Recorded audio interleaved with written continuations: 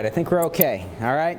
So we're here in Exodus chapter 17, and the name of the sermon is Lifting Up the Hands of the Leadership. And this is a sermon about volunteering, and it kind of ties together with the first sermon I preached here today, because by virtue of the fact that I do work a job, it means I'm not 24/7 available for every single thing. It means I am busy sometimes. I can get stressed out and tired and stuff like that, which I think is a good thing of our church, because we're able to save up money we wouldn't be able to have and plan out for things we wouldn't be able to do.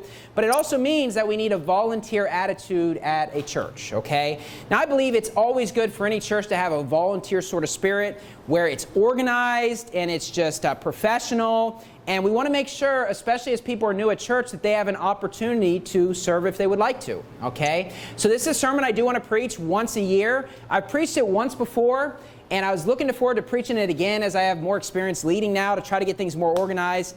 Due to the lockdown and people not being able to come to church for a long time, it was kind of like a free-for-all method. Just, hey, anybody do whatever you can so we can get this stuff done, you know? And it's like, well, we're kind of past that point now for the most part. So now we want to get organized here again, okay? Notice what it says in Exodus 17, verse 8. Exodus 17, verse 8. Then came Amalek and fought with Israel and Rephidim. And Moses said unto Joshua, choose us out men and go out fight with Amalek. Tomorrow I will stand on the top of the hill with a rod of God in mine hand. And so Moses gives instructions, and he sends Joshua out to lead the battle, to lead the charge, to fight against Amalek. Verse 10, so Joshua did as Moses had said to him and fought with Amalek. And Moses, Aaron, and Hur went up to the top of the hill. And it came to pass when Moses held up his hand that Israel prevailed. And when he let down his hand, Amalek prevailed. And so basically imagine this battle. And this is a literal story that took place, but it is meant to teach us something. And so when Moses had the rod of God, right here I got my rod, the rod of God in his hand, right? His hands are up, they're winning the battle. Once they fall, they lose the battle. You say, Brother Stuckey, why would that be so hard to keep your hands up? Well, I remember when I was 14 or 15 years old, our soccer team, we got really beat down in a game. We got in trouble with our coach. And so at the next practice, he made all of us hold a soccer ball over our head and run, and it was meant to be for 15 minutes, but if anybody let their hands down, 5 minutes were added. An hour and a half later, we're in a lot of pain, okay? It might not seem like much, but it's hard to hold up your hands for that long, okay? And so sometimes Moses' hands were dropping because he got tired, okay? Verse number 12. But Moses' hands were heavy, and they took a stone and put it under him, and he sat thereon, and Aaron and Hur stayed up his hands, the one on the one side, and the other on the other side, and his hands were steady until the going down of the sun. And Joshua discomfited Amalek and his people with the edge of the sword. So in this story, you see kind of 4 people mentioned, plus the army with Joshua. You got Moses, you got Joshua, you got Aaron, and you got Hur. Now Moses is always front and center. He's kind of the man orchestrating everything. Well, Joshua is kind of front and center in this story too, because he's the one leading the charge. Then you got Aaron and Hur, who are just kind of people that nobody notices. They might not even realize what happened, but they are the ones that are holding up Moses' hand to win this battle. In this story, you need Moses to get the victory, right? No question about it. You need Joshua. You need somebody to lead the war. You need the people with Joshua. You also need Aaron and Hur. Right. And they don't get the credit for what they do, but they are vital to winning this battle, okay? There's no question when you read this story that all of those people are necessary. And the thing we can take away is this, that, you know, Moses by himself would not be able to win this battle, okay? He actually needed help to win this battle. Isn't that clear? It's clear he needed help to win the battle. But what's interesting is there's one person who doesn't figure it out. He doesn't realize at the end of the story in Exodus 17 that, guess what? Moses alone couldn't win this battle. Go to Exodus 18. Exodus 18. I mean, it seems pretty clear to me. I mean, you weren't able to hold up your hands on your own. Obviously, you needed help, and yet one person mentioned in Exodus 17 doesn't figure it out, and it's Moses. The greatest man on earth at the time didn't figure out from Exodus 17 that I need help to win this battle. Exodus 18. Exodus 18, verse 13. And it came to pass on the morrow that Moses sat to judge the people, and the people stood by Moses from the morning unto the evening. And when Moses' father-in-law saw all that he did to the people, he said, what is this thing that thou doest to the people? Why sittest thou thyself alone? and all the people stand by thee from morning unto even. And Moses said unto his father-in-law, because the people come unto me to inquire of God. When they have a matter, they come unto me, and I judge between one and another, and I do make them know the statutes of God and his laws. And Moses' father-in-law said unto him, the thing that thou doest is not good. Thou wilt surely wear away both thou and this people that is with thee, for this thing is too heavy for thee. Thou art not able to perform it thyself alone. Now look, God tried to teach Moses this in Exodus 17. And yet, Exodus 17 goes by, and Moses wins the battle because he has help, and then in the next chapter, he hasn't made any changes, right? I mean, and look, I'm not trying to criticize Moses. It's just kind of ironic that the greatest man who lived in the world at that time didn't understand what God was trying to teach him, even though it's obvious to all of us that are reading this, okay? Now, we don't know how much time has gone by from 17 to 18, but probably not a whole lot. And God tried to teach him something, and he didn't figure it out. You say, why is it that Moses did not figure this out when it's very clear from this story? There's two possibilities, and I think it's very obvious which one's correct. One possibility, why would a leader just try to do everything by himself and not get help? Because he's arrogant. That's one reason why someone would do that, because they want all the credit, they want all the responsibility. I'm just going to do it all myself because I want to be seen of men. Is that Moses? Was Moses an arrogant person? Was he mayabang? Not at all, right? That's not the reason why he tries to do it by himself. The reason why he tries to do it by himself is because Moses did not want to burden other people. Because he's actually a great man of God, and that is going to be the natural reaction from a great man of God. This is the sort of person you want as a leader, right? I mean, Moses is one of the great leaders throughout the entire Bible. I have no doubt he'd do a better job than I am running this church, right? He was a great man of God. He was a great leader. And this is the sort of leader that you want. You want a leader that is not going to try to burden you with stuff and just ask you to do everything, do this and this and this. You want a leader who doesn't try to force you into things, right? Because people can guilt you into doing certain things. Isn't that true? Right. Sometimes people do things out of obligation, but they don't necessarily want to do it. And you know what? Moses could have guilted people into doing things. He didn't want to, though. Okay? Why? Because he just didn't want to burden other people. Now, this is the sort of leader you want. However, he will fail with this method. Because Jethro is right. He said in verse 18, thou wilt surely wear away both thou and this people that is with thee. Basically, Moses, you're not going to be able to have the energy. You're going to wear away. Didn't he not have the energy to keep his hands up? And what ended up happening? The people wore away and got killed and got destroyed as a result of that. And see, what that's trying to teach us is this, that Moses, as the leader, needs to make sure that he is staying strong. And if he is overburdened, he is going to fail. And the result is going to be everybody's going to fail. Okay? There's a verse in the Bible that says, be not righteous over much. And what that means is don't put on too many responsibilities that you're not able to do. Because you're going to wear away. One thing that Pastor Menace tries to do, because there are people that love God and they're willing to do everything, but he tries not to give anybody too much to do because sometimes that can get them overburdened and then they just throw in the towel and just give up. And then that could be how people quit church years down the road because they were too burdened. Maybe they don't feel like they get enough credit. And then the result is, man, I'm just done. I can't take it anymore. I don't want you to be overburdened, okay? Now, look, I hope you know me well enough, having been here for a couple years.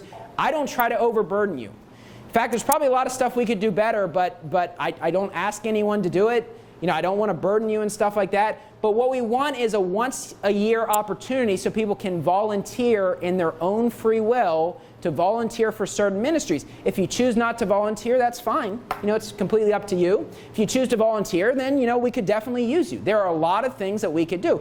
I would say that, you know what, it seems obvious when you read this story, but yet when you're actually a leader, if you're a good leader, you're going to be just like Moses. You're just not going to figure it out. And then what you're going to find is you start failing at certain things you could have been doing a little bit better. And, you know, maybe there's a little bit of stubbornness with Moses. Maybe there's stubbornness with me sometimes. I'm not sure. But the reality is Moses, just inside of his heart, he didn't want to burden the people. Okay? But it is good for people to be able to get involved in the work of the Lord. Because this is not a one-man show. It wasn't just Moses. It was Moses, Jethro, all the people, Aaron, and Hur. And our church will be successful not because of me, because of us. Amen. We are a body. I am not the eyes, the ears, the mouth, the nose, the feet, and everything. Okay? I'm not sure which part of the body I am, but I'm only a small part of it. Okay? For us to operate, the reality is we need people to chip in and do things. Otherwise, we're just not going to be able to do as much as we could do. Okay? And look, I want you to realize this. As a church, I hope our church grows. Just in terms of numeric growth, that there's more people. But if our church grows, there's more stuff to do. Things are more busy, they're more magulo, and we need to have a structured, organized system where people chip in, and then we can slowly add on more ministries as the church keeps growing. Okay? And so notice what it says in Exodus 18, verse 19. Hearken now unto my voice, I will give thee counsel, and God shall be with thee. Be thou for the people to Godward, that thou mayest bring the causes unto God. And thou shalt teach them ordinances and laws, and shalt show them the way wherein they must walk, and the work that they must do. Moreover, thou shalt provide out of all the people able men, such as fear God, men of truth, hating covetousness, and place such over them to be rulers of thousands and rulers of hundreds, rulers of fifties and rulers of tens. And let them judge the people at all seasons, and it shall be that every great matter they shall bring unto thee, but every small matter they shall judge. So shall it be easier for thyself, and they shall bear the burden with thee. Now, obviously, if this was like a church that existed today, this is like a mega church. There's a lot of people. Okay, I don't have the exact number in front of me, but this is a lot of people. Our church, we don't need a ruler over thousands of people. Okay, we don't have thousands of people here. Probably never going to have thousands of people, okay? But on a smaller sample, obviously we have a lot of different ministries, and to get them done, you know, it's like you need various people to do them, right? I'm not up here doing the song leading while playing the piano with my foot. My other foot's playing the guitar and everything. It's like it doesn't work that way, right? You need a team effort to get things done, okay? Now go back to Exodus 17. Exodus 17. Exodus 17. Exodus chapter 17. There are two types of positions that are volunteer positions. One position is a position where you get no credit from man. Okay? Exodus 17, verse 12. But Moses' hands were heavy, and they took a stone and put it under him, and he sat thereon, and Aaron and Hur stayed up his hands, the one on the one side and the other on the other side, and his hands were steady until the going down of the sun. I can promise you, if you lived during this time period, you'd walk away from winning this battle, say, hey, great job, Moses, leading the charge. Great job, Joshua. You wouldn't say anything about Aaron and Hur, would you? You wouldn't even probably notice what they did, right? The people you would notice are Moses and Joshua, right? Now, does that mean that what Aaron and Hur did was not as valuable? It was just as important, right? See, there are certain positions at church where you don't get credit from man for them. Not everybody at church knows that you do them. Right now, people volunteer for various ministries here, and you're not aware of it, okay? Now, here's the thing. We shouldn't really look at ourselves and say, I want a certain position because I want credit from man, okay? Look, if you have a bit of a mayabang attitude, you should probably volunteer for something you'll get no credit. That will actually help you in the end run, okay? Look, all of these positions are important, and there's no reason to try to compare what's more important, the nose or the foot or the eye. All of the parts of a body are important, okay? Every single one. There's no reason to compare the different ones. What's more important? They're all important, okay? So some positions you don't get any credit for. That's Aaron and Hur. But then in Exodus 17, verse 13, notice this. And Joshua discomfited Amalek and his people with the edge of the sword. Joshua has a very public position. Joshua is known. Look at this great thing he did. There are some positions where it's very visible. People see, and you know what? You might get a lot of credit from man. One of the great examples is song leading, right? Obviously, that's a very public, visible position, okay? And that's something that you would get credit from man. You know, people see what you're doing. There's other positions that are just as important where you're not going to get credit, okay? Everything is important. Go to 1 Corinthians 3. 1 Corinthians 3. 1 Corinthians 3. 1 Corinthians chapter 3.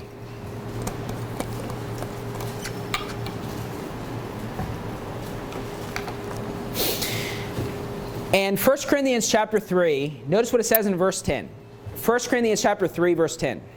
According to the grace of God which is given unto me as a wise master builder, I have laid the foundation, and another buildeth thereon.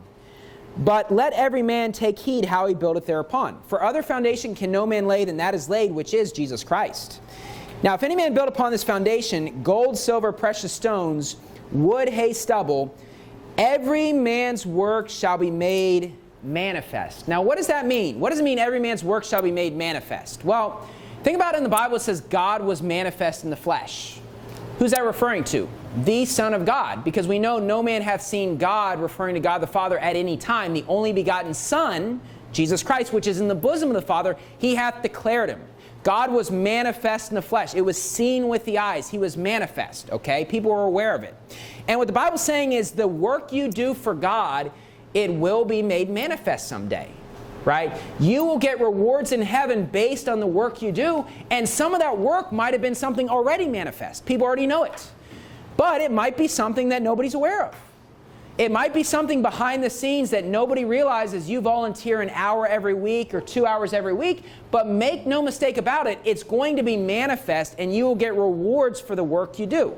So it's important as we're setting the scene for this sermon and as I go through this checklist, don't try to compare what is more important or what is more spiritual. Look, everything on the list is important. Okay? And many of these things we pretty much have to get done every week. Some of them we could go without, but some of them we can't really go without. Okay? We actually need this to actually get done. And some of them, though, you might not get any credit from man for this. Okay? Now, turn in your Bible to Psalm 149. Psalm 149. Psalm 149.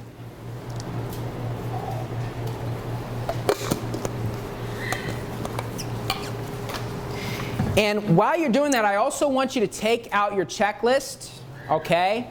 And you might not have a pen. We have extra pens here, but you could also do this after the service as well. But I'm going to be going in order from top down all the way through this. I want you to be able to look at this as I'm going through the sermon, as I'm going to explain all these different ones and show you what the Bible says about them.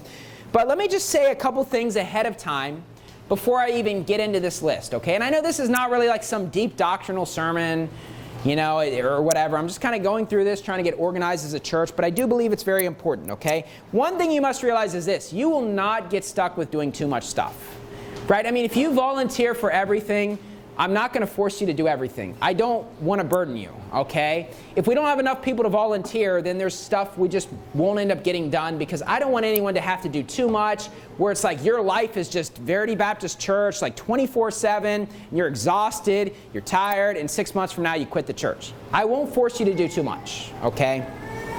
Another thing is, obviously, if you volunteer for various things or you volunteer for whatever, I'm going to try to pick what I think you're good at, okay, where you would be a fit. Because some people just aren't going to be that good at song leading, right? I mean, it just is what it is. You say, Brother Stuckey, I volunteer for whatever's necessary. All right, you're going to lead the music next Sunday. It's like, obviously, I'm not going to do that. Or you say, I volunteer for I'll fill in to preach from time to time or whatever. If you've never preached a sermon, I probably won't pick you for that ministry, right? And so I'm going to obviously pick what you're good at, but I want you to realize just because you volunteer for something, that doesn't mean that automatically, okay, there you go. It just means you volunteered. We might have a lot of people that volunteer for the same thing, right? I mean, if we have 20 people that volunteer to lead the music, we're not having a rotating schedule of 20 different people leading the music, okay? If you volunteer for something, it means you might be selected, you might not, okay? What we're planning to do is for a lot of these things, have it organized, even having it on the wall where it says this week, this is the person doing this is the person doing that, especially if we have a rotating schedule. So look, don't be upset if you pick something and say, hey, I want to volunteer for this ministry, and for whatever reason, I don't pick you for that.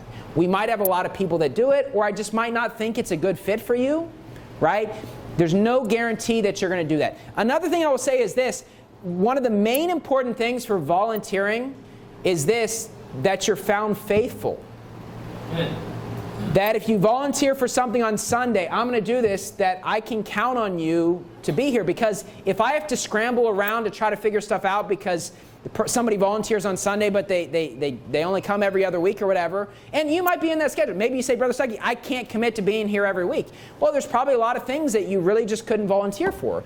Because of the fact, it's going to just make it more magulo if people volunteer and then they don't come and stuff like that. Okay, so you have to be willing to say, hey, I'm committed, you can count on me, Brother Stuckey, right? The Bible says, but a faithful man who can find, okay?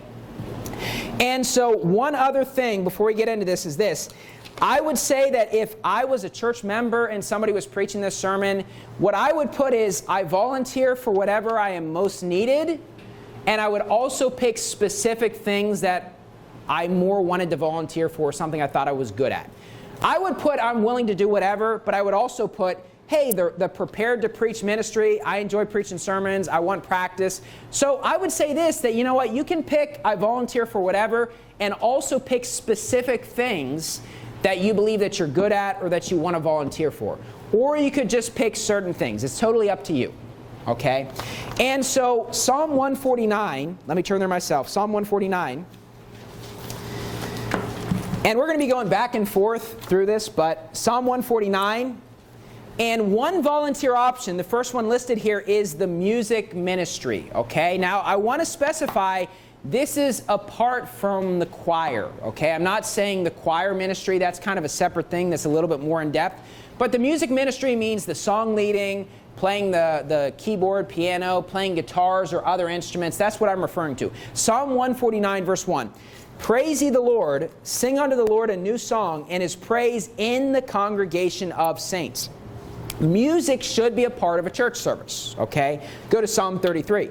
Psalm 33. All right, I'll be Joe Biden. Palm 33, the new president of the U.S. My favorite palm is Palm 33.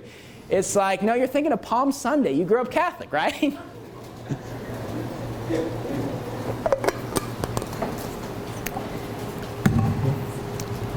So Psalm 33, okay? Psalm 33. Psalm 33, verse 2. Praise the Lord with harp.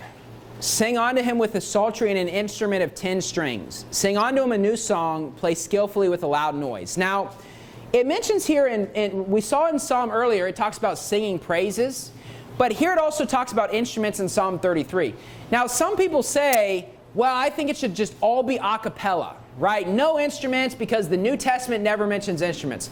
Once again, is there anything that would say all of a sudden instruments were fulfilled by Jesus Christ on the cross?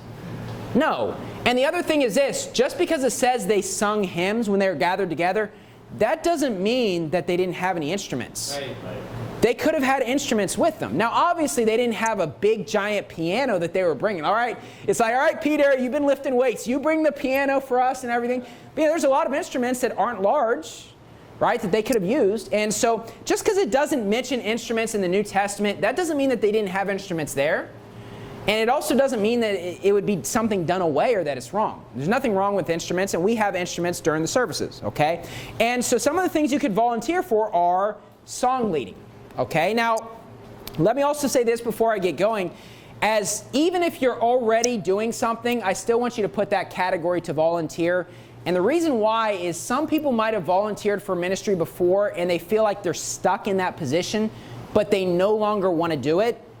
Well, this is kind of the way to easily say, hey, my life is too busy now, I can't do that. That's perfectly fine, okay? So maybe you're leading the music and you say, Brother Stuckey, I just don't want to lead the music anymore. That's perfectly fine, okay? But song leading is something that's going to be a part of every single church service, okay? Now, generally, we have 2 men that lead the music on Sunday morning. We could potentially have a rotating schedule of more people, but, you know, it's an important part of our church. Now, I'm capable of leading the music. And, you know, I'm kind of, you know, in the middle. In the U.S., this means in the middle, like tamalong or medyo. I know it doesn't mean that here, but that's what I do because that's what it means in the U.S. But I'm okay at it, but there's people that are better than me. And you might say, Brother Stuckey, you know, I don't lead the music now, but it's something I'd like to do. And I want you to realize, if you're saying I volunteer for the song leading, make sure you know how to lead the music, okay? This is not something where it's like, hey, I volunteer, but I can't do it. Well, don't volunteer, okay? Because obviously we have to count on you being able to get up here and not just like, oh, just run away like you're...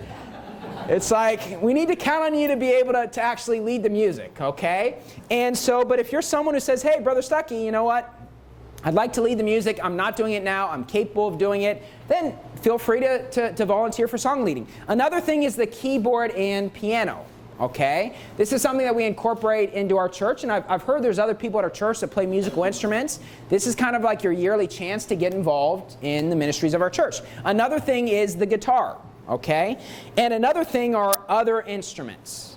Now, if you sign up for another instrument, that doesn't mean that we're going to buy the instrument, right, automatically. It's under the assumption that you probably have that instrument. I mean, we could add more instruments, but we're probably not going to just go out and buy a new instrument for the sake of buying one. But if you have another instrument that you could bring to church and you could play every week, then you're welcome to sign up for it.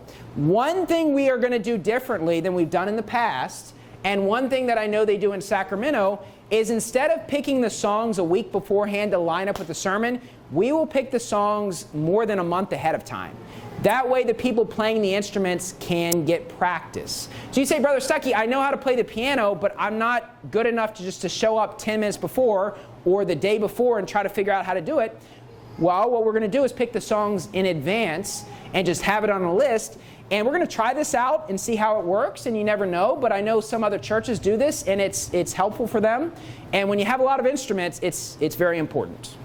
I used to lead the music in Sacramento, and I will say this, if the timing is just slightly off, it can make the song leading really messed up. It can make it almost a disaster. So we want you to have practice ahead of time. Now, here's the thing. If you're signing up for the music ministry, it means you have to be able to get to church on time, right? It means you can't show up 20 minutes into the church service like, oh, our piano player didn't show up. Well, we could have backup people for these various instruments, but on a lot of the stuff, you have to actually be here ahead of time, right? You have to forget about Filipino time and just make sure you're here ahead of time. Otherwise, I mean, obviously, you're just not going to be able to volunteer for that ministry, okay? So one thing is with the music ministry. Go to 1 Corinthians 16. 1 Corinthians 16. 1 Corinthians 16. 1 Corinthians chapter 16.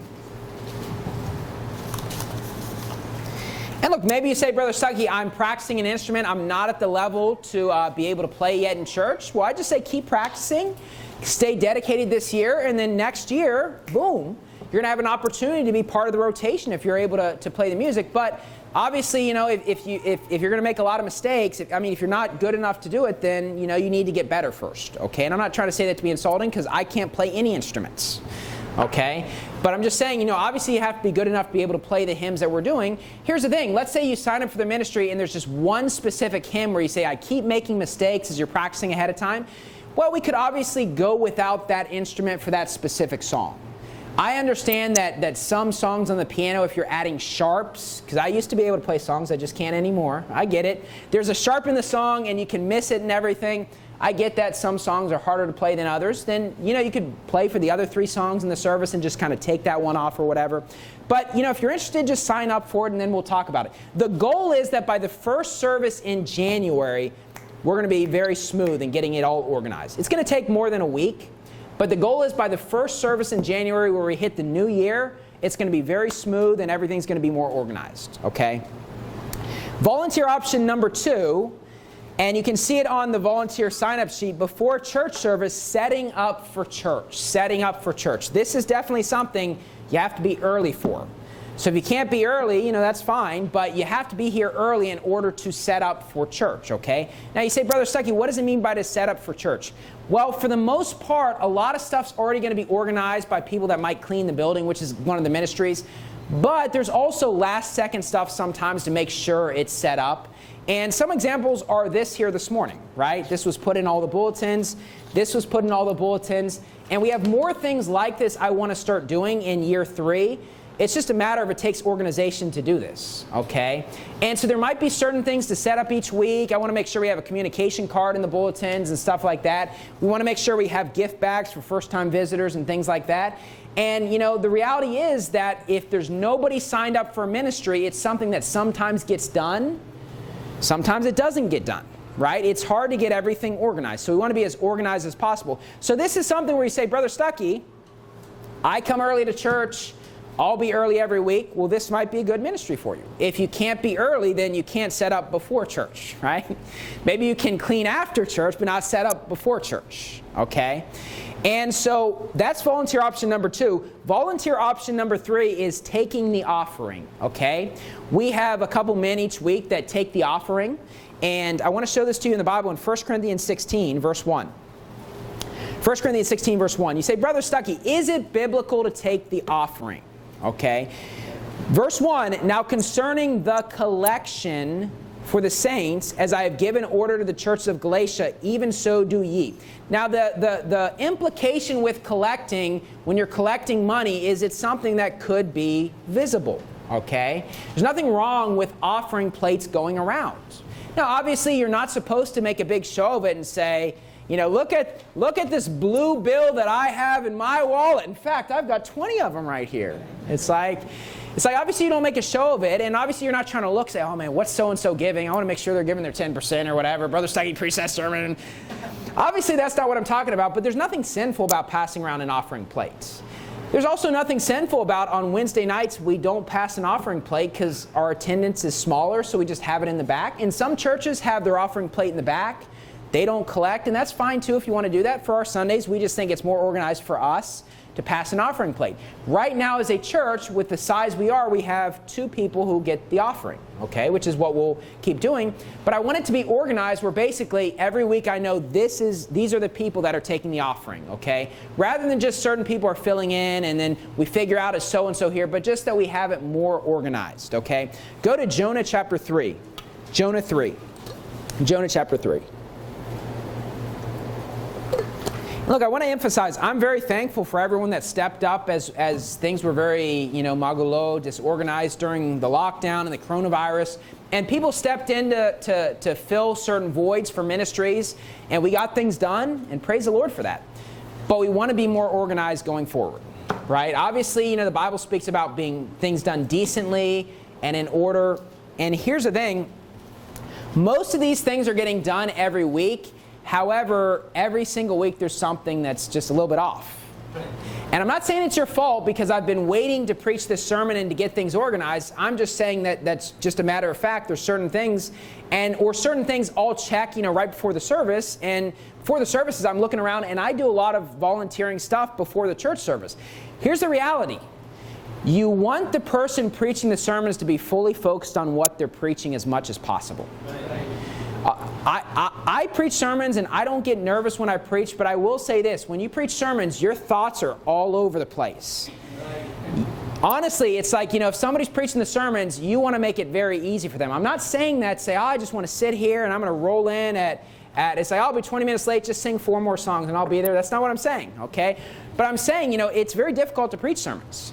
And I will say this, at a lot of churches that are maybe bigger, they have their own building, they'll have like an office and they'll be reviewing their sermon beforehand, they'll look things up, and as much as is possible, that's good for me to be able to do that rather than me being stressed out about making sure things are getting done. Okay? I don't mind to volunteer for stuff. I mean, when I'm here, you see me volunteering and doing things and making sure things are organized. But as much as is possible, you want to make it easy on the person preaching. And I would have the same philosophy if somebody's going to be guest preaching. I'm not going to try to have them taking the offering 5 minutes before they preach, right? In a couple weeks, Brother Chris is going to preach one of the sermons. I don't want him to be taking the offering and doing the audio right before he's going to preach. I want him to be able to focus on the sermon he's going to preach, right? It makes sense, okay? And so taking the offering ministry is one of the things as well. Another thing is our sound, audio, video ministry. And so this encompasses the live stream, the recordings, all the sound equipment and things like that. And Jonah chapter 3, I want you to notice verse 4. And Jonah began to enter into the city a day's journey, and he cried and said, Yet 40 days and Nineveh shall be overthrown. Now you say, Brother Stuckey, how did one man preach a sermon or preach against a country? How did it cause an entire country to change? Well, let's keep reading. Verse 5. So the people of Nineveh believed God and proclaimed a fast, and put on sackcloth from the greatest of them even to the least of them. For word came unto the king of Nineveh, and he arose from his throne, and he laid his robe from him, and covered him with sackcloth and sat in ashes. And he caused it to be proclaimed and published through Nineveh by the decree of the king and his nobles. The king actually hears this message, and he causes it to be published and proclaimed. Okay? It wasn't just that Jonah heard this sermon and everybody in Nineveh heard it. No, actually the king heard it. he's like, man, we got to get the sin out of our lives. And he caused it to be proclaimed and published, and it's being repeated by lots of different people. It wasn't just Jonah. Well, in our modern day, our online ministry in a way is kind of like that. People that are not here at church are able to hear the preaching. Maybe you're homesick or not able to come to church. Well, I don't want you to miss out on what's being preached, especially if we're preaching through a series. Or we have people that don't have churches that listen online and things like that. Well, we want to give them the opportunity to hear the sermons and be edified. And the reality is, this is a large part of why we do get donations online. So I personally, I'm not really a sound audio video sort of guy. I'm not a technology person, but honestly, it is an important part of our ministry in order to get donations and so people can hear the sermons, okay? Go to Ephesians chapter 4, Ephesians 4. Ephesians 4.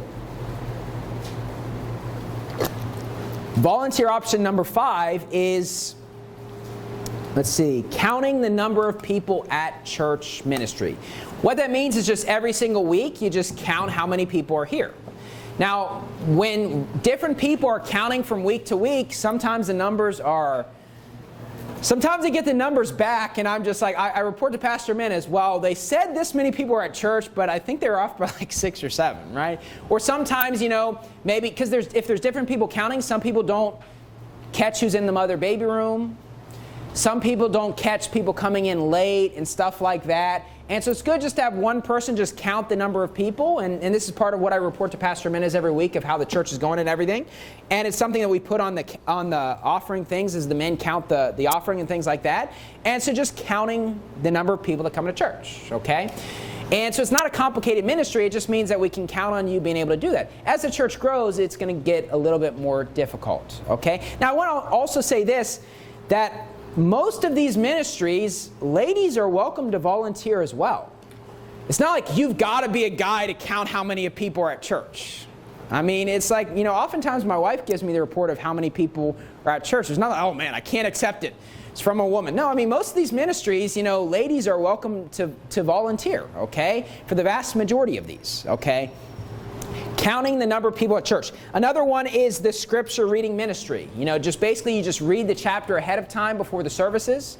And that's something we do every Sunday. And a lot of these things we also have on Wednesday nights as well. And you can volunteer on the section on Wednesdays. There's a lot of the same stuff. But I understand a lot of you are not able to come on Wednesdays. Volunteer option number 7 is the Ready to Preach ministry. The Ready to Preach ministry. What does that mean? Ephesians 4 verse 11. And he gave some apostles and some prophets and some evangelists and some pastors and teachers for the perfecting of the saints, for the work of the ministry, for the edifying of the body of Christ. The Bible speaks about apostles, prophets, evangelists, pastors, teachers are given in order to help edify the local church body. Okay? Now, with some churches, you might have a smaller church, maybe only one person's capable of preaching or something like that. But some churches, we have a lot of men that are capable that I believe could step up here and preach a sermon and things like that. And what the Ready to Preach ministry means is I can count on you on Sunday morning, and there's also a section for Wednesdays as well, to bring a sermon without expecting that you're going to preach it, but that you are ready to preach at a moment's notice. And let me say this, if you're someone who wants to be in the ministry one day, this is something you should do. This is something I did at Verity Baptist Church. Every Sunday, I came to church with a sermon ready. Now, the reality was, there was only one time, and that was like a 10-minute, I'll just explain the story. We'll go on a rabbit trail. The first Red Hot Preaching Conference, we didn't know how many soul winners there were going to be. We figured like 50 people, no big deal. You pair them up, you send them out. Because realize, people are coming from out of town without cars. Usually in Sacramento, most people have cars in the U.S. Most people drive. People are coming out of town, though, they didn't all have cars. And so ahead of time, we're thinking, because things were busy that week. The protests had just happened, all these cancellations. We're going off 2 hours of sleep. It was rough, okay? And so, I just had this pattern of having a sermon ready. And my sermon wasn't printed off. It was really just kind of like scribbled here, this verse, this verse, this verse. And we figured no big deal. There's only going to be 50 soul winners. And then like 150 people showed up or something like that. And it's hard to pair up 150 people. Now you say, Brother Stuckey, why didn't you just do, just say, hey, just pair up yourself. Problem is a lot of people didn't have cars. So it just wasn't going to work. And, we couldn't have just sent people in walking distance from the church. It was It was rough. And so the pattern when we do the pairing on Saturdays, when somebody was the one doing the sermons before the pairing was done, is basically the person that does the pairing, which sometimes was Pastor Menez, sometimes myself or other people, once they're ready, once they got it finished, they would stand up. And so basically I stood up there, I had my notes, and I was just preaching, waiting for Pastor Menez to stand up. I'm thinking, I hope he'll stand up soon. He figured it out within 15 minutes. He came up with a good system and everything. But one time I had to kind of step up. It wasn't a main church service. It was kind of a special event. But I want you to realize this, that it's very possible there might be a Sunday morning where I wake up and I'm sick. Isn't that possible? I'll be honest with you, given how things are right now, maybe a couple years ago, if I was sick, I'd just still show up here to preach. But if I'm decently sick, it's probably better for me to stay home because certain people might be very fearful. Just a lot of implications there, right? And so I would like to be at ease with the fact that if I cannot come on Sunday, and look, this is something that we might never avail, right? I might be here every Sunday, but I just want to be at ease with the fact if for whatever reason I can't preach on a Sunday, I just know ahead of time, okay, this person's preaching, this person's preaching. Now I get the fact that if nobody's ready, something will be preached, but that's how a lot of mistakes can get made, right? That's not what you want to take place. You want people ready ahead of time. You say, Brother Stuckey, what could possibly happen on a Sunday? Well, maybe my wife is in labor. Right? Didn't that happen earlier this year? And I appreciate the men said, hey, we got this covered, Brother Stuckey, go be with your wife. But the reality was there was a Sunday morning, I didn't preach the sermons because my wife was in labor, and I dropped off my wife. And then I came here to preach the sermon and it's not because I didn't want to be with my wife. I wanted to make sure this church was covered. Right? I didn't want to burden people and say, hey, can you do this? And people pretty much lifted up the hands of leadership and said, stop, Brother Stuckey. We got this covered. You go back, be with your wife. And then I texted during the service. The baby was there. Christabel was fast. Right? But, it's very possible I could come back on a Saturday night from preaching in Pampanga. And, sometimes I'm pretty tired on Saturdays. I wake up on Sunday. And I might have a sore throat. And maybe I'm just like, man, I just can't do it. Right? I don't know if this will ever happen. But I would like for us to be ready in case it does happen. I do know of a church in the U.S. that is like-minded, and this was a long time ago, but they had a smaller church. The pastor was very sick one Sunday. No church service. They had to cancel. That is the last thing we would want to take place. We're just going to cancel the preaching. We don't cancel preaching. Okay? So I'm asking some people at this church, and look, this is a ministry that is for guys. Okay? No offense, ladies. But just a couple guys would say, hey, Brother Stuckey, I'll be ready. I'll bring a sermon, and I'll be ready to preach. Okay? Another ministry is the Ushers Ministry. The Ushers Ministry. I'll try to be fast with all this stuff. You say, what is the Ushers Ministry? It is the worst ministry to sign up for. Okay? Because basically you fix any problems that take place during the church service, right? For example, if somebody comes in to cause problems, which might happen, I don't want a free-for-all system because I know that there will be a couple 18-year-olds that will jump up and they will slam this guy's head into the wall and then knee him and everything like that, and we'll be on the news. It's like that's what we want to avoid, okay? And so the Ushers Ministry, and look, I worked for Verity Baptist Church, but there's also other ushers that if somebody ever stood up during the service and was causing problems, that we could deal with it. And look, there have been services at Verity Baptist Church where somebody stood up and started speaking in tongues. Let me tell you something, that is not welcome at our church. Nice. And that has to be dealt with. But here's the thing, when I'm preaching a sermon, it's going to be hard for me to deal with that. And I don't want it being dealt with by shoving them down the stairs. That's the wrong attitude to have. That makes our church look really bad, okay? So the Ushers Ministry is you deal with certain problems. Or many times, we've had times where music was blasting next door or below us to the point where it's really hard to preach. Hasn't that happened? People that have been with us?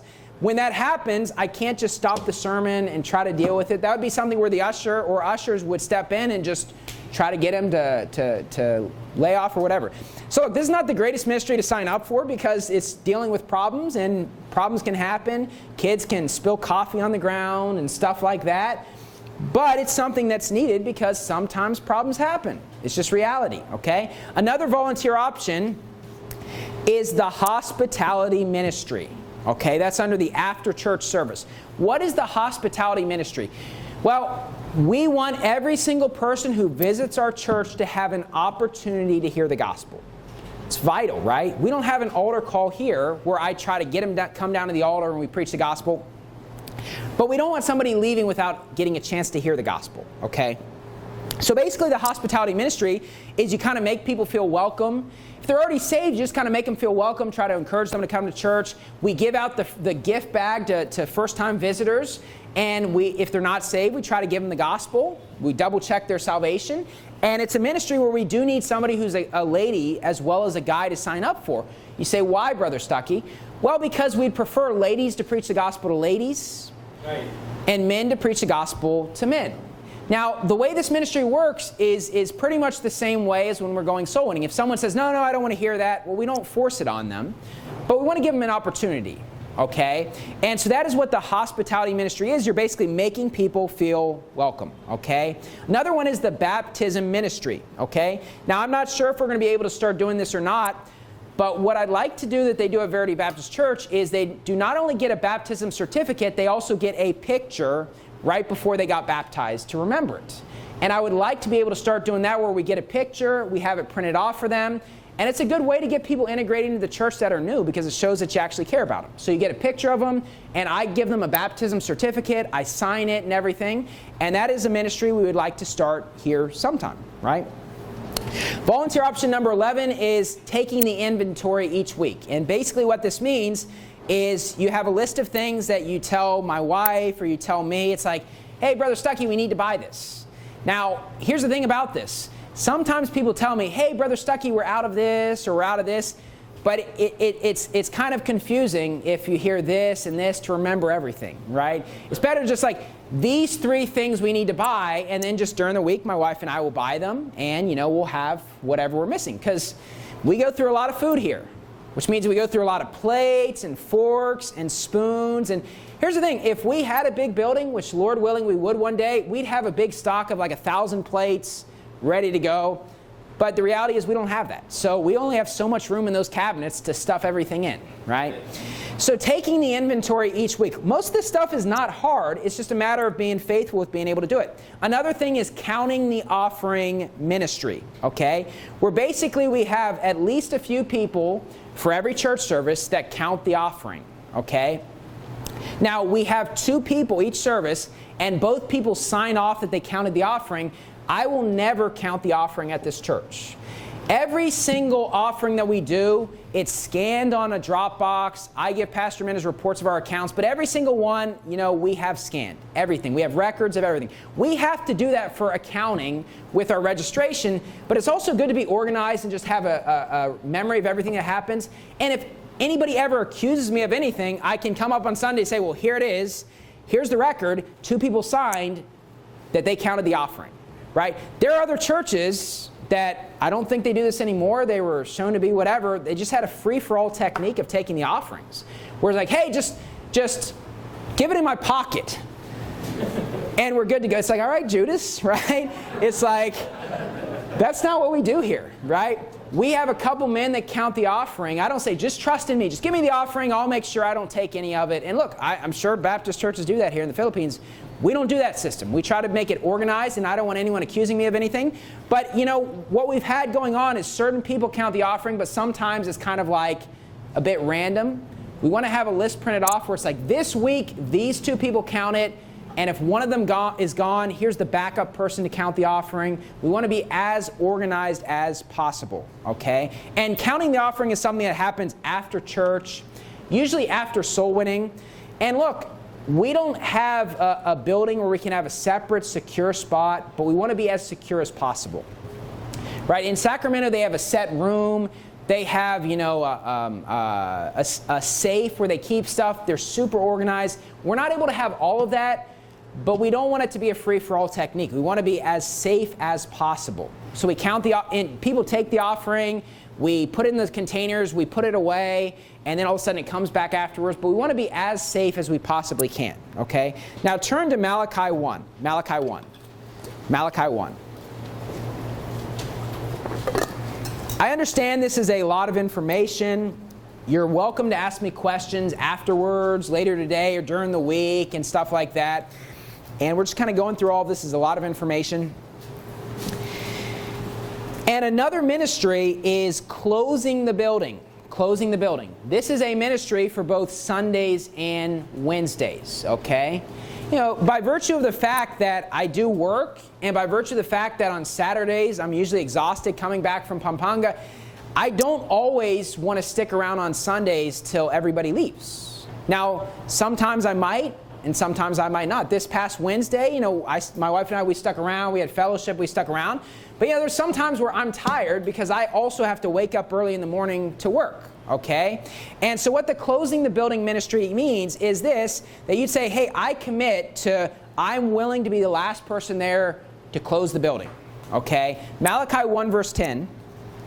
It says, who is there even among you that would shut the doors for naught? And what he's saying here is this, they were so messed up during this time period, there was nobody willing to just close the buildings unless they got something for it. It's like, yeah, I'll close the buildings as long as you give me money to do it. Well, that's a big problem at a church if there's that attitude.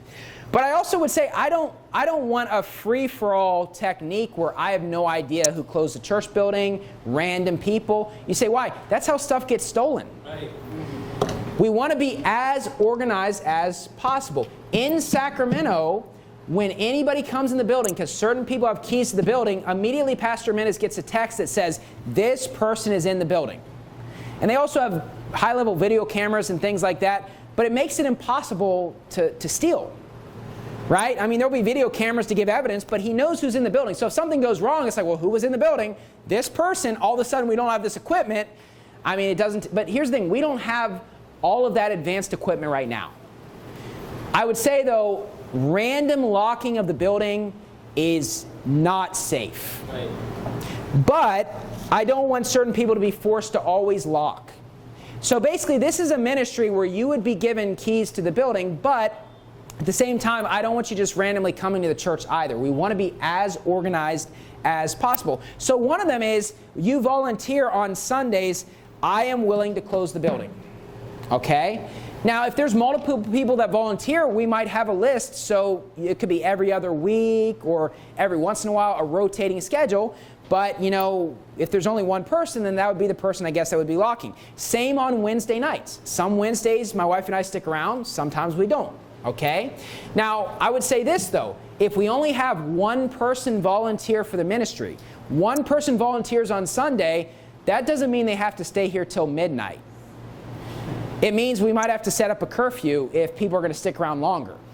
Because I don't want anyone forced to be stuck at the building till, you know, way past when they want to because somebody's not, you know, wants to stick around. I have no problem with people fellowshipping. I think that's a good thing. But we need to be as safe as possible because we do have equipment that costs money here. We can't afford to have something stolen. That would be terrible. Okay? We need to be as safe as possible. And, you know, my wife and I, sometimes we stick around, but given the fact that I work and then on Saturdays I'm gone all day and I get back at night, I don't want to be the one who always closes. And look, I want to say this, that we have had people volunteer for these ministries already, but I want it to be organized, and I don't want people to be forced to volunteer and always stuck late at the building. So if only one person volunteers, it means we might end up having a curfew. I want you to realize a lot of churches have curfews. It's not the end of the world. Okay? To say, hey, by 8 p.m., everybody must leave.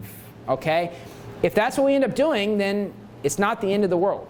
Okay? Many churches do that. I do know of a church, and I doubt they do this anymore. They have different leadership at the church, where it's just kind of whoever's the last one in the building locks the door. I don't like that technique. I think that's a very good way to have stuff stolen and be very dangerous, and we don't want that situation. Okay? Closing the building ministry, that's something for Sundays and Wednesdays. A couple other quick things. One is getting the water ministry. You say, what's getting the water? It means basically just walking down to where we order the water and having them delivered here on Sundays. So something you would do on Sundays, you just walk down there. I will give you the money for it. I'm not asking you to use your own money to pay for this stuff. And we always have the water, but sometimes on Sundays we run out. Sometimes we're ready ahead of time. We want it to be as organized as possible. We want to run smoothly and organized as a church. It's not very far. It's like, what, 2-minute walk down there? 3 minutes? It's not far. And it's just like, but just having them deliver it, okay? Just pretty simple, and I'll give you the money for it. It's not very complicated. And basically you'd look at that down at the 5-gallon water jugs and see how much do we have left, and we would just refill as necessary, okay? A couple other quick things. One we'd like to do is start cleaning the filters on the air conditioning units. This is something that maybe monthly or every 2 months we could do, because of the fact eventually a lot of time goes by and they're pretty dirty, and it's something that just on Sundays you could do, cleaning the filters on the air conditioning units, cleaning the fans. Obviously those get dusty after a while. This is not something every week, okay? It's just as needed from time to time. Another ministry is dumping the baptistry ministry, which means dumping the water out, because as somebody gets baptized, we usually replace the water. That's something that needs to be done from time to time, okay? Another one, go to Proverbs 14. I'll try to hurry up here. Proverbs 14. Proverbs 14. Another one, which is a very important one that I want to spend some time talking about, is, and this is on the last part of your trifold brochure or whatever, during the week, and the ministry of cleaning the building. Cleaning the building. This is something where you do not get credit for. This is something where people are not aware of what you're doing. But I'll be honest, I very rarely clean the building here. We actually have people that step in and do the cleaning, and I'm very thankful for that because, I'm already pretty busy, and it's just like, if it needs to be done, I could obviously do it, but I'm very thankful that people actually step up and are able to do the cleaning. Now, this is probably something that if you live a long ways away, it's probably not something you're going to be able to do, because I don't think on Sunday, at the end of the day, you're going to be capable of sticking around to do the cleaning. It's probably going to be hard because sometimes we have events and stuff. So this is something where if you live nearby during the week. If we have a lot of people sign up, we can have a rotating schedule.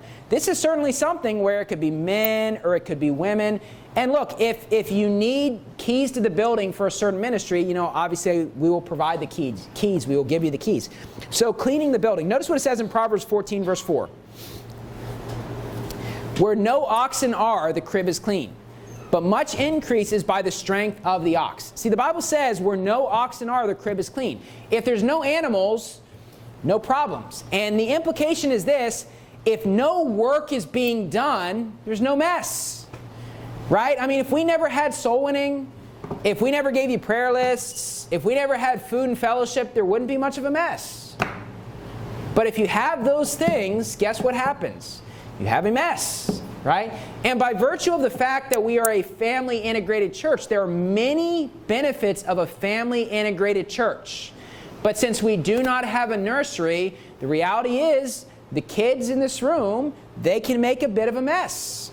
They can accidentally spill something. This is something that takes place. And by virtue of the fact we're getting a lot of work done, and we want to get more work done, not less in year 3, cleaning is something that is important, okay? And so basically there's 2 slots for cleaning. One is basically between Monday, Tuesday, or Wednesday before the Wednesday church service, where basically you do kind of a clean, you get everything done that needs to get done. And then another one is after the Wednesday night service, basically Thursday, Friday, or Saturday, where basically you say, Brother Stuckey, and I guess you could show up really early on Sunday and do the cleaning, but probably not going to show up here at 5 or 6 in the morning, I don't know.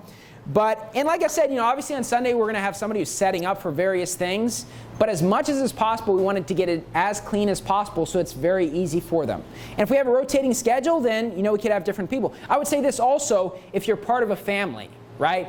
If you sign up on behalf of the family, it doesn't have to be you specifically that comes, right? It could be a rotating schedule within that family, but the idea is it's not just somebody else is given the keys that's completely apart from that family, but that just I can count on that family to do that. So cleaning the building before Wednesday, before Sunday. Another ministry, go to Acts 15. Acts 15. We only have 2 more spots to look at. Acts chapter 15. Look, like I said, many people are already volunteering for stuff, and much of this stuff is already getting done. But we want to be organized as a church. We want to give people an opportunity to volunteer that maybe want to volunteer. Because here's the thing, if you're kind of new to a church, you might not want to overstep your bounds. And maybe you want to volunteer, you just don't know what opportunities are there. here's your way of finding out the opportunities. This is something we're going to do, every year. Here are the opportunities to volunteer, the things that we could do. And I will say this, there are various things I would like to do in my mind that are not on this list, and various, activities. But you can only do a certain amount of activities based on how much stuff is getting done, how easy it is to do, right? I mean, if things are really complicated, then there might be a reason why I don't do certain events, because it's like, man, I'm already tired anyway. It's just like, I don't want to be overburdened, because be not righteous over much, right?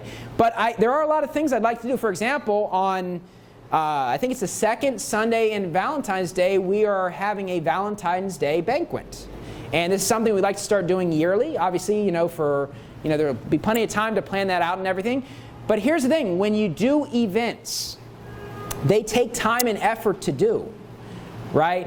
That's why we kept things simple when we started this church, and we're slowly adding on. And the more organized we are, sometimes people suggest, hey, why don't we do this? Sometimes it's a great idea. The thing is, I'm not trying to come up with more stuff for myself to do.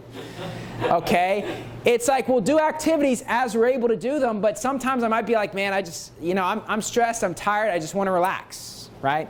And so Acts 15, another ministry that would be a good one, I'm not sure if we'll be able to do this yet, and this is something that I don't think by January, the beginning of January, we'll be ready, but something maybe for this year, is a follow-up ministry. Notice what it says in Acts 15, verse 36.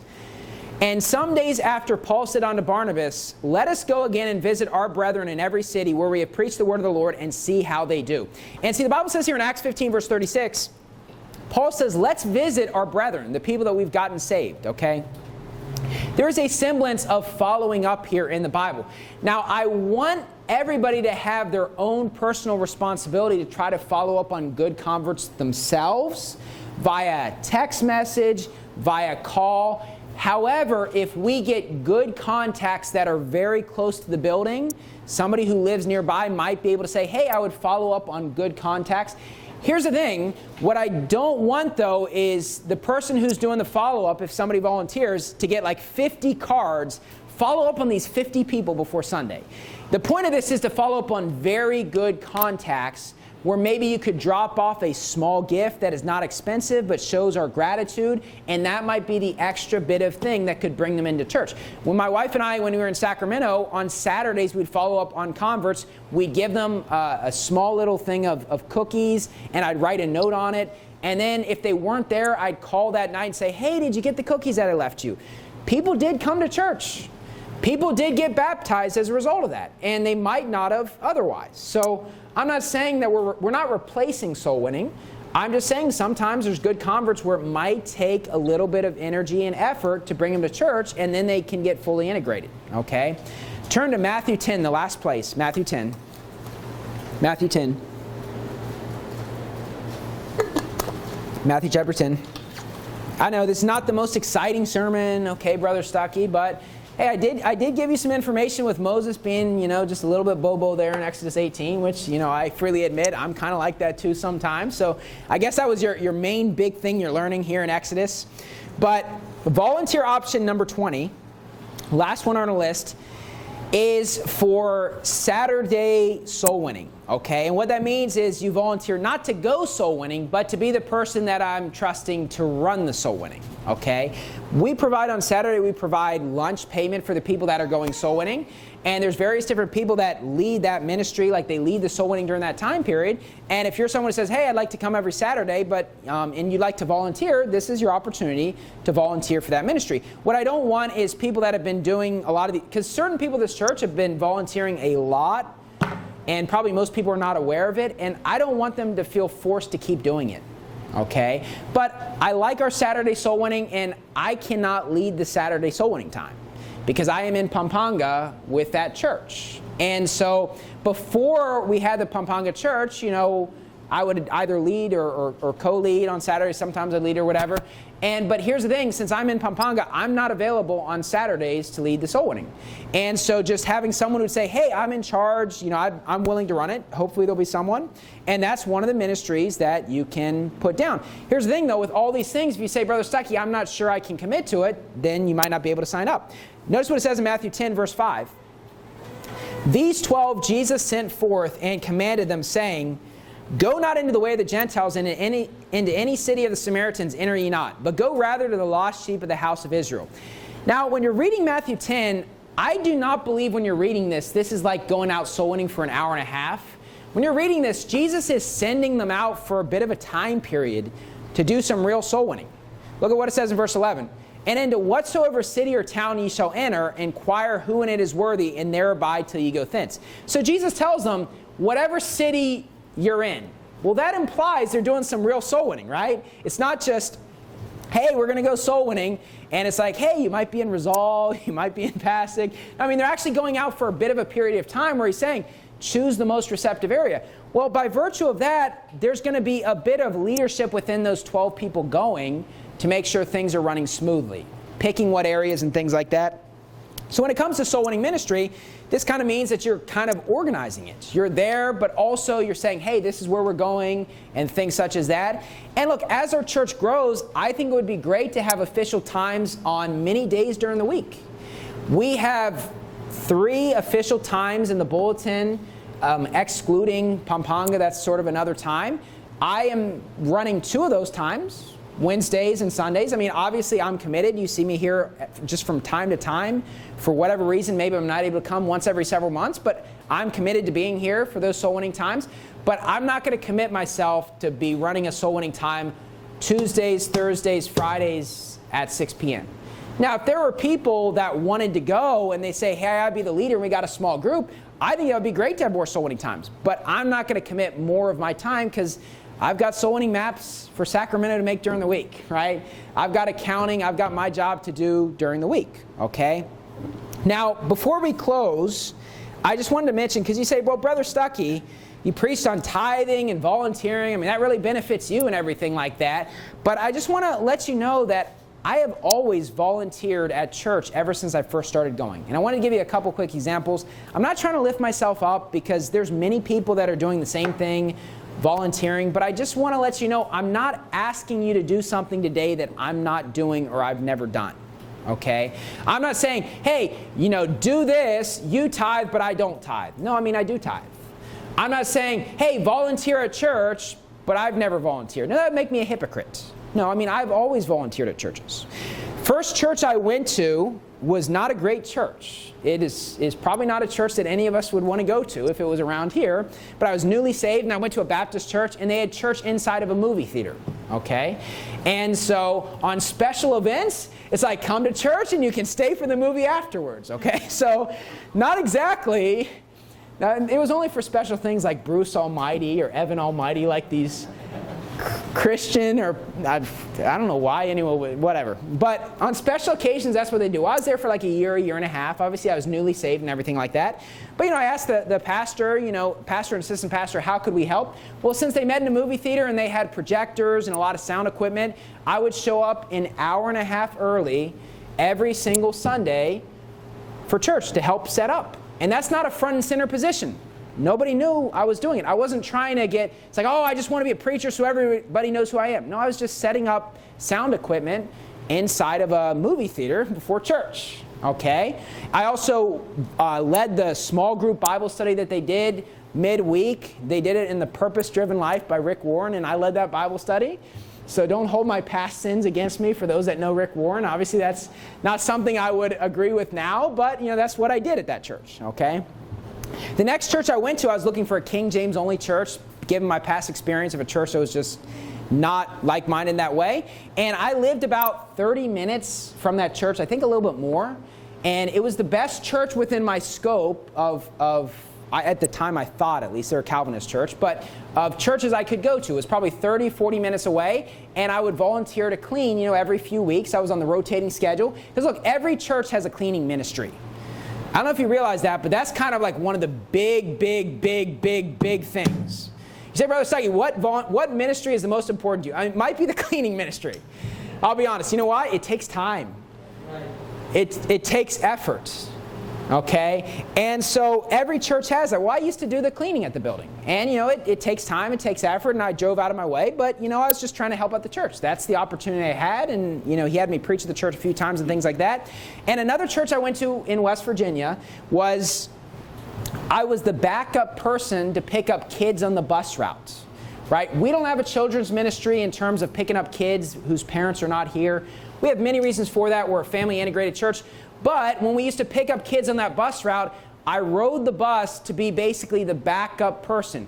What that means is I dealt with the problems. I was the usher, so to speak, of the bus. So basically, when you have a bunch of 6-year-olds without your parents, guess what?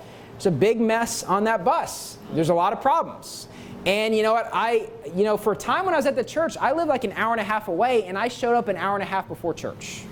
I would leave my place at like 5:45, 6 in the morning, and I would drive down several hours to come to the church. And look, I didn't even believe in a children's ministry, but I said, how could I be a blessing to this church? Because it was a good church. I liked the church. I liked the pastor. I hope they're still doing a great work there. I haven't talked to them in a while. But I was just trying to help out. How can I help? Okay? That was my attitude. And look, I hope if you say, Brother Stuckey, this is my church. This is my church family. I love this church. I love the preaching. I love the soul winning. I am committed to being at this church every week. And I hope, most of you feel that way. This is my church. I hope you would also say, man, how can I be a help? Because I would say this, and I'm not trying to say this in an arrogant way, but you know what? Our church does provide a lot for everybody here. And I'm not saying financially. I'm saying with the preaching of God's Word. Right. And with leading soul winning. And look, I have seen many people at our church make major changes over their life over the course of 2 years. And I'm very thankful. When people make big changes, that's really the thing that keeps me going. I remember 6 months ago, I was feeling kind of down. I don't remember the exact time. But I was just in my head like, man, it's like I preach these sermons and I don't always feel like people are applying it. And then I saw a lot of people really made some changes and everything. And I was like, man, you know what? It's actually worth the investment to spend hours on sermons, to spend time dedicated. The preaching of God's Word makes a difference. And obviously we know that's true, but sometimes you can kind of have a foolish attitude and get kind of down saying, man, does it even make a difference? Right? But it does make a difference. And I'll tell you what, as a church leader, the reality is you do get burnt out also, right? There are times where it's like, man, I'm exhausted. I don't feel like coming to church. I'm like, man, I'm just trying to get through this and everything like that. But you know what really helps to get through that? When there's people that come alongside and say, you know what, I'm just going to help the hands of the leadership because I just want to support this church and make this the best church in Metro Manila. Let's close in a word of prayer. Dear Heavenly Father, thank you for allowing us to be here today. And I ask you to help us to apply these sermons to our lives, God, and help us have a volunteer attitude at this church. And I know this room is filled full of people that love God and that love you, God. And help us to do great works, get many churches started in the future, get many things very organized, and lead great soul-winning campaigns, God. Help us to have this volunteer attitude where we're capable of doing these things, God. And I just pray these things in Jesus' name. Amen. Just one thing before.